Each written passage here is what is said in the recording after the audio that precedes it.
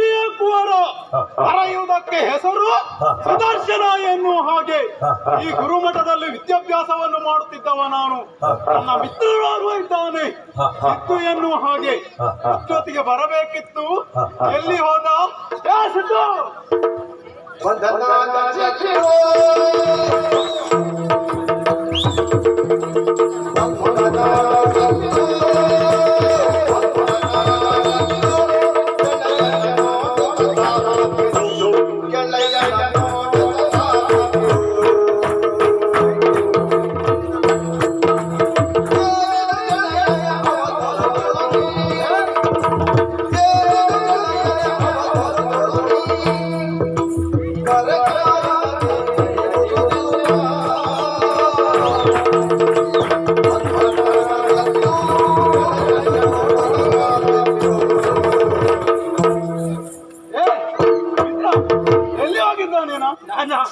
ಏನ್ ಮಾಡೋದು ಹೇಳು?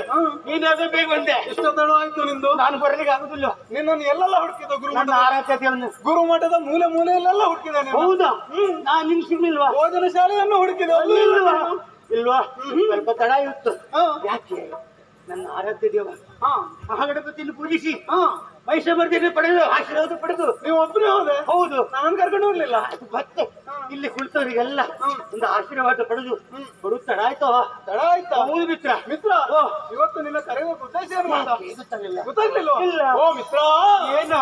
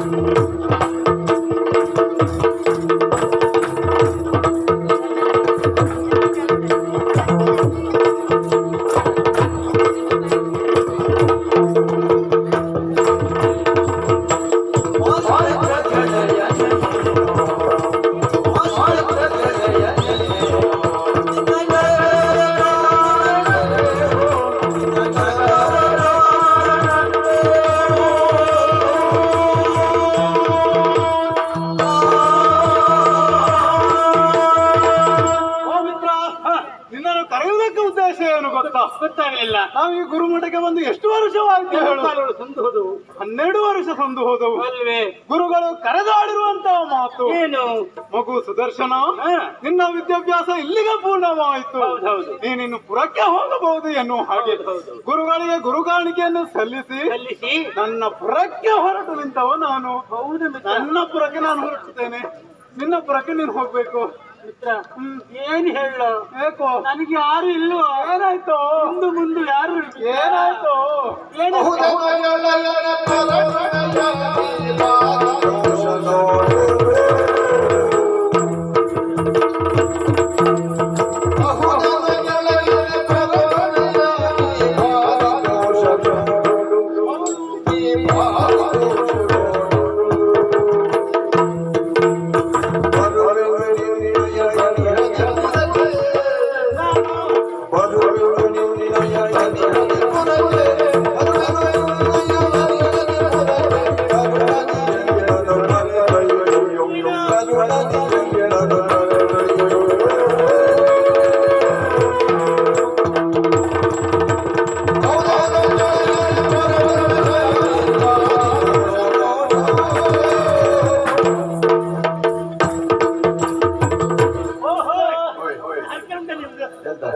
ಎಲ್ಲ ಮಿತ್ರ ಬರ್ಬೋದಾಗಿತ್ತು. ನನ್ನ ಪುರಕ್ಕೆ ಹೊರಟು ನಿಂದವ ನಾನು. ನೀನು ಹೊರಟಿದ್ದಿದ್ದೆ ಹೌದು.